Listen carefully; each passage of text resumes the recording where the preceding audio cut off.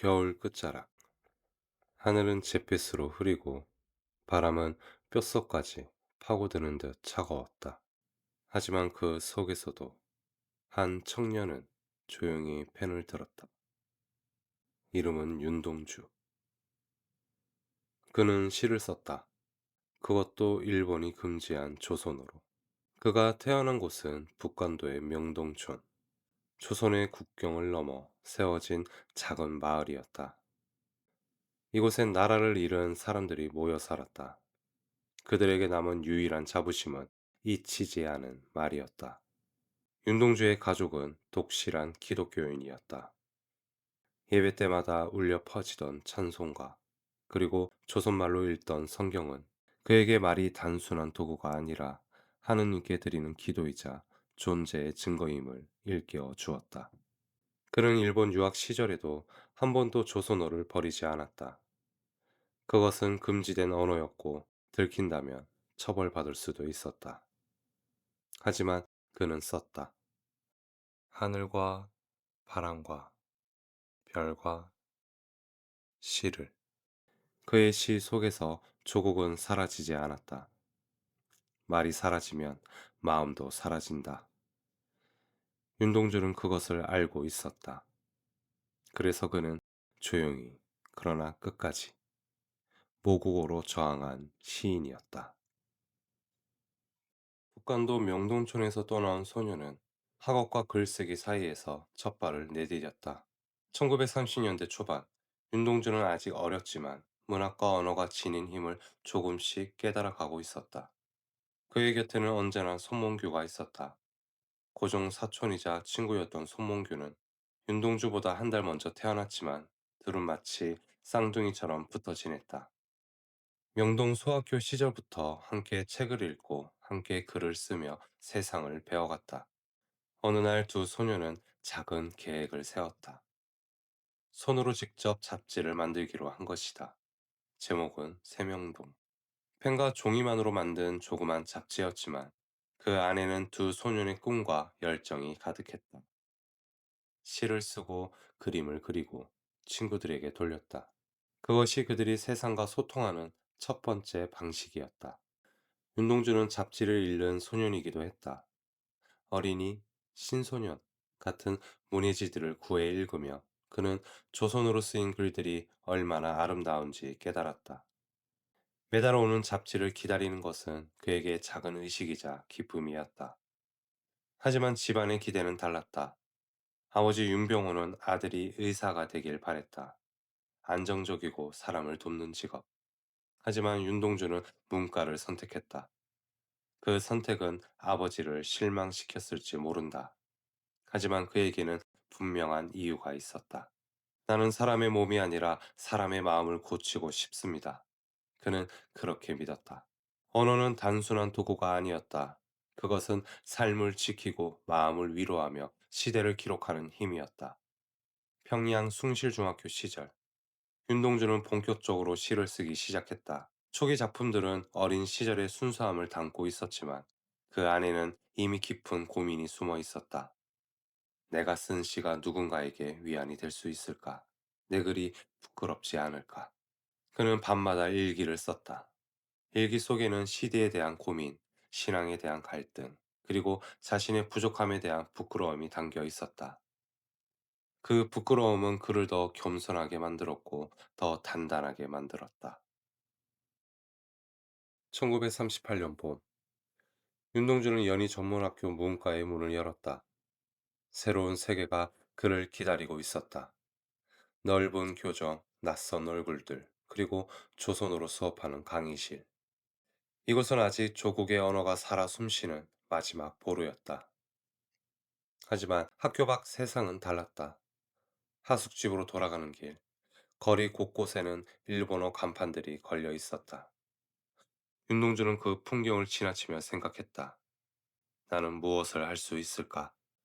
첫 하숙집은 오래가지 못했다. 밥맛이 입에 맞지 않았다. 고향의 음식이 그리웠다. 결국 그는 다른 하숙집으로 옮겼고 그곳에서 정병욱을 만났다. 정병욱은 같은 학교 후배였다. 문학을 사랑하는 마음만큼은 누구보다 뜨거웠다. 두 사람은 금세 가까워졌다. 밤이 깊도록 시와 문학에 대해 이야기를 나눴다. 때로는 서로의 시를 읽어주기도 했다. 그 작은 방은 그들만의 문학 공간이었다. 윤동주는 이 시기에 많은 시를 썼다. 공식적으로 등단한 적은 없었다. 신문이나 잡지에 이름이 오른 적도 없었다. 하지만 그는 멈추지 않았다.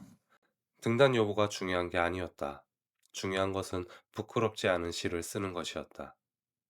그의 시에는 두 가지가 담겨 있었다.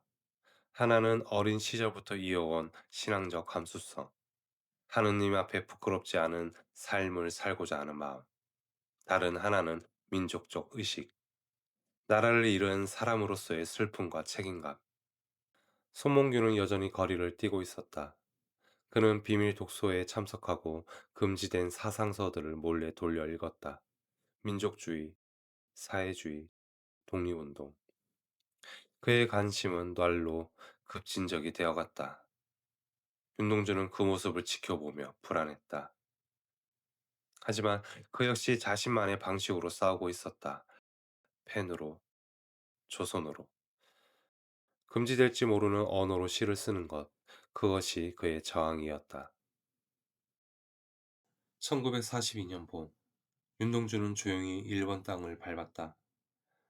부산 항구에서 배를 타고 시모노세키로 건너가 그리고 기차를 타고 도쿄로 향하는 긴 여정. 창밖으로 끊임없이 스쳐가는 낯선 풍경 속에서 그의 가슴 속에는 말로 형언할 수 없는 불안이 소용돌이치고 있었다. 도쿄의 하숙방은 좁고 어두웠다. 육척방. 다다미 6장 크기의 작은 공간. 조선에서 가져온 낡은 노트 한 권, 어머니가 싸주신 성경 한 권, 그리고 아버지가 선물한 손때 묻은 만년필.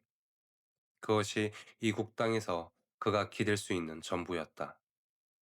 유학을 떠나기 전 그에게는 피할 수 없는 선택이 놓여 있었다. 창씨개명. 일본식 이름으로 바꾸지 않으면 여권이 나오지 않았고 여권이 없으면 유학도 불가능했다. 하라타 도주. 그것이 그에게 강요된 새로운 이름이었다. 그는 얼마나 괴로워했을까. 자신의 이름을, 조상의 성을, 정체성을 버리는 일. 하지만 그는 알고 있었다. 유학을 가지 않으면 더 이상 배울 곳이 없다는 것을. 조선에서는 이미 조선어 강의가 금지되었고 문학을 공부할 수 있는 길이 막혀가고 있었다. 그는 서류에 이름을 적었다. 하지만 마음속으로는 다짐했다. 나는 윤동주다. 끝까지 윤동주로 살겠다. 서류 위에 이름은 바뀌었지만 그의 영혼만큼은 굽히지 않으리라. 그는 리쿄대학 영문과에 입학했다.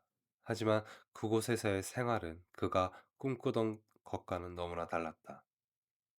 강의실은 삭막했고 교수들은 천황을 찬양했으며 학생들은 군복을 입고 훈련장으로 향했다. 문학을 논하는 대신 전쟁을 논했고 시를 읽는 대신 군가를 불렀다. 윤동주는 이곳이 자신이 있을 곳이 아니라는 것을 깨달았다.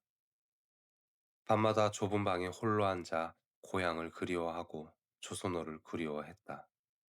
그리고 몇 달 후 그는 결심했다. 교토의 도시샤 대학으로 전학하기로. 도시샤는 기독교 정신을 바탕으로 세워진 학교였다. 그곳이라면 믿음을 잃지 않고도 시를 쓸 수 있을 것 같았다. 적어도 그는 그렇게 믿고 싶었다. 하지만 교토의 현실도 도쿄와 크게 다르지 않았다. 전쟁은 이미 모든 언어를, 모든 사상을, 모든 자유를 뒤덮고 있었다. 조선이라는 단어는 불어냈고 독립이라는 말은 범죄였으며 하늘, 별 같은 시호조차 의심의 대상이 되었다. 조선인 유학생으로서의 삶은 숨을 쉬는 것 자체가 죄가 되는 세상이었다. 1942년 여름, 윤동주는 짧은 방학을 얻어 고향으로 돌아갔다. 얼마나 그리웠을까, 명동촌의 하늘이. 얼마나 보고 싶었을까, 가족들의 얼굴이. 하지만 그가 본 고향은 예전과 달랐다. 조선어를 쓰면 처벌받는 현실. 고향마저 낯설어지고 있었다. 짧은 휴가 동안 그는 동생들을 불렀다. 조선어로 된 작품들을 모아두거라.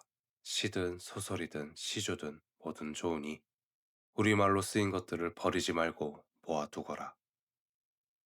그는 알고 있었을까? 자신이 다시 이곳으로 돌아오지 못할지도 모른다는 것을, 조선어가 완전히 사라질지도 모른다는 것을. 그래서 그는 동생들에게 당부했던 것일까? 우리의 말을, 우리의 글을 지켜달라고. 그의 시는 점점 더 침묵에 가까워졌다. 말할 수 없는 것들이 너무 많아졌고, 쓸 수 없는 단어들이 너무 많아졌다. 도쿄에서 쓴 쉽게 쓰여진 시는 그런 시대를 살아가는 한 청년의 자아상이었다. 육척방은 남의 나라. 시인이란 슬픈 천명인 줄 알면서도 한 줄 시를 적어볼까? 땀내와 사랑내 포근히 풍긴 보내주신 학비 봉투를 받아 대학 노트를 끼고 늙은 교수의 강의 들으러 간다. 생각해보면 어린 때 동물을 하나, 둘, 죄다 잃어버리고 나는 무얼 바라? 나는 다만 홀로 침전하는 것일까? 인생은 살기 어렵다는데 시가 이렇게 쉽게 쓰여지는 것은 부끄러운 일이다. 육척방은 남의 나라. 창밖에 밤비가 속살거리는데 등불을 밝혀 어둠을 조금 내몰고 시대처럼 올 아침을 기다리는 최후의 나.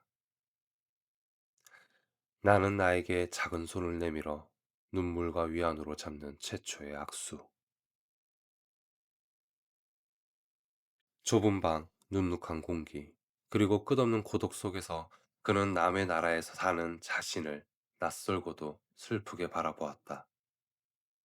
시를 쓰는 일조차 부끄럽게 느껴지던 그 시절, 그는 그래도 펜을 놓지 않았다. 시가 아니면 자신의 존재를 증명할 수 없었기 때문이다. 그 무렵, 송명교도 같은 교토에 있었다. 리쿄 대학에서 사회학을 공부하던 그는 윤동주보다 더 급진적이었고 더 위험한 길을 걷고 있었다. 비밀리에 조선 독립운동 단체와 연락하고 금서를 돌려 읽으며 거리에서 끊임없이 일본 경찰의 눈을 피해 다녔다. 두 사람은 자주 만났다. 교토의 가모가와 강변을 천천히 걸으며 철학의 길이라 불리는 숲길을 따라 걸으며 시대를 이야기하고 조국을 이야기하고 미래를 이야기했다. 몽규는 행동으로 세상을 바꾸려 했고 동주는 시로 세상을 기록하려 했다. 서로의 길은 달랐지만 두 사람의 마음속에는 같은 불꽃이 타오르고 있었다. 끝까지 인간답게 살자. 끝까지 부끄럽지 않게 살자. 그것이 그들이 나눈 무언의 약속이었다. 윤동주는 일기에 이렇게 적었다. 나는 괴로웠다. 그러나 부끄럽지 않기 위해 나는 기꺼이 괴로움을 택했다. 1943년 여름, 교토는 무더웠다. 하지만 그보다 더 숨막히는 것은 조선인 유학생들을 향한 감시와 압박, 그리고 공포였다. 일본 경찰은 곳곳에 눈을 번뜩이며 누가 불온한 사상을 품고 있는지, 누가 조선어로 글을 쓰는지 감시했다. 그해 7월 14일, 그날도 여느 날처럼 무더운 날이었다. 윤동주와 손몽규는 각자의 하숙집에서 체포되었다. 혐의는 치안유지법 위반, 항일 사상 소지, 민족의식 고취. 경찰은 그들의 방을 샅샅이 뒤졌다. 조선어로 쓰인 시, 편지, 일기, 노트. 모든 것이 증거가 되었고 모든 것이 죄가 되었다. 교토에서 호톡한 신문을 받은 뒤 두 사람은 후쿠오카 형무소로 이송되었다. 기차에 실려 배에 실려 다시 기차에 실려 26살의 청년 시인은 그렇게 차가운 철청 속에서 마지막 계절을 맞이했다. 옥중에서도 그는 시를 썼을까? 종이가 없으면 마음속으로 시를 썼을 것이고, 펜이었으면 손가락으로 공중에 시를 썼을 것이다. 간수가 지나가면 눈을 감고 시를 외웠을 것이고, 밤이 되면 별을 떠올리며 시를 그렸을 것이다. 그의 시는 짧고 절제되었지만 그 안에는 말로 다할 수 없는 진실이, 쓸 수 없는 언어들이 사라져가는 조국에 담겨 있었다. 형무소의 겨울은 혹독했다. 난방도 없고 담요도 얇았으며 밥은 차갑고 적었다. 윤동주는 점점 야위어 갔고 손몽규도 마찬가지였다. 두 사람은 같은 감옥 안에 있었지만 서로의 얼굴조차 볼 수 없었다. 1945년 2월, 전쟁이 끝나기 불과 몇 달 전, 윤동주는 의문의 저사를 맞았다. 생체 실험이었을까? 또 군물이었을까? 정확한 진실은 아무도 모른다. 다만 확실한 것은 그가 고통 속에서 죽어갔다는 것뿐이다. 1942년 2월 16일 새벽, 아직 어둠이 가시지 않은 시각, 윤동주는 후쿠오카 형무소에서 조용히 눈을 감았다. 27. 너무나 이른 나이였다.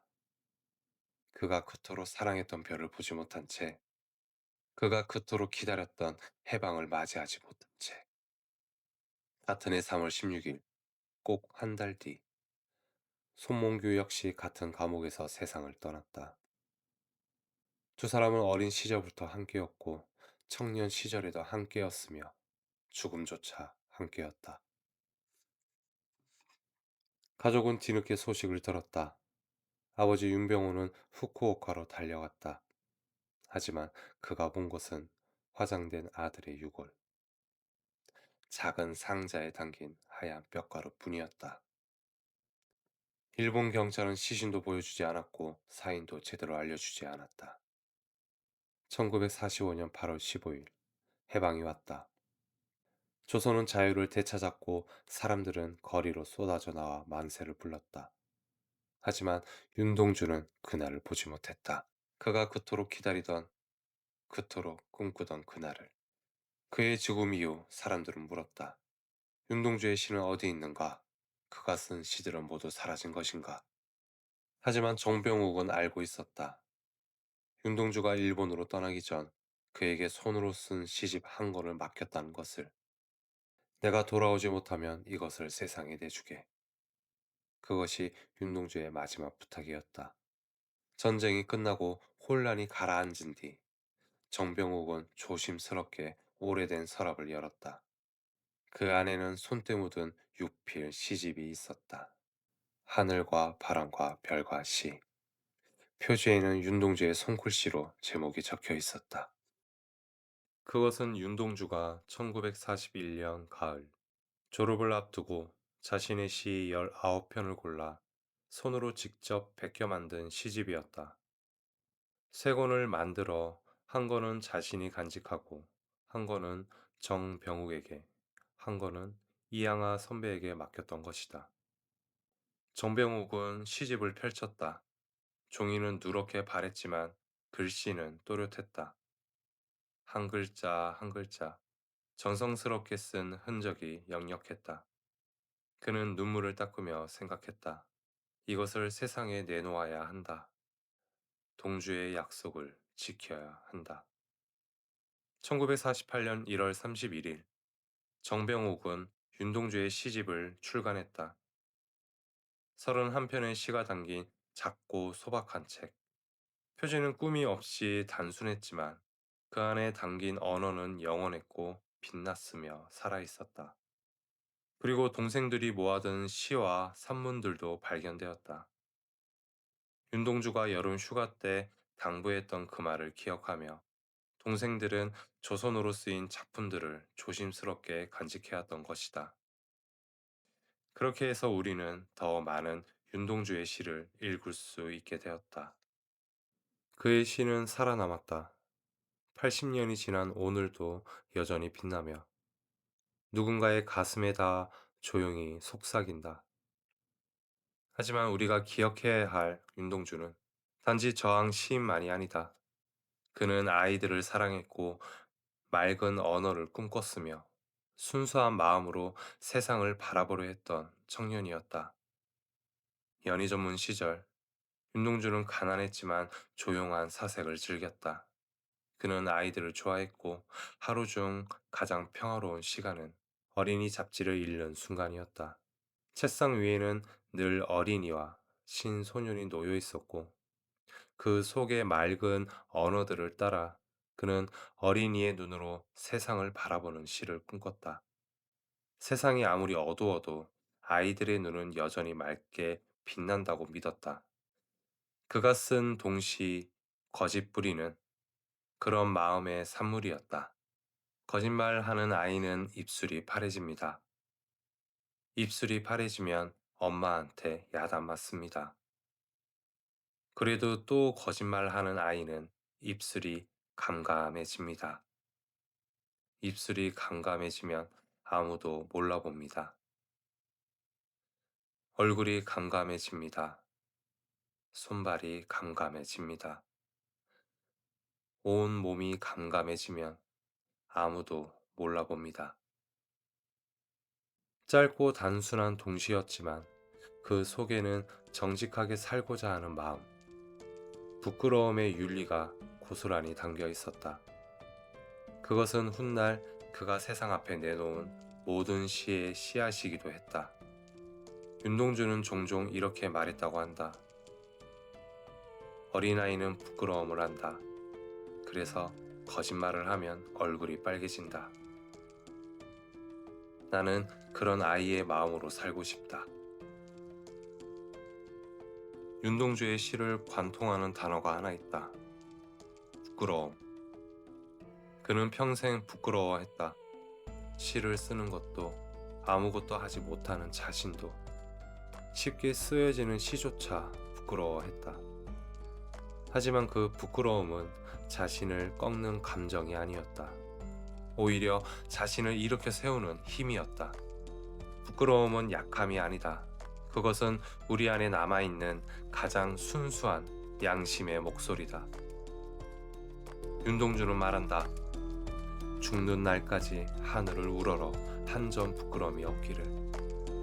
완벽하게 살라는 말이 아니다. 다만 부끄러움을 잊지 말라는 것이다. 부끄러움을 느낄 줄 아는 마음. 그것이 우리를 인간답게 만든다.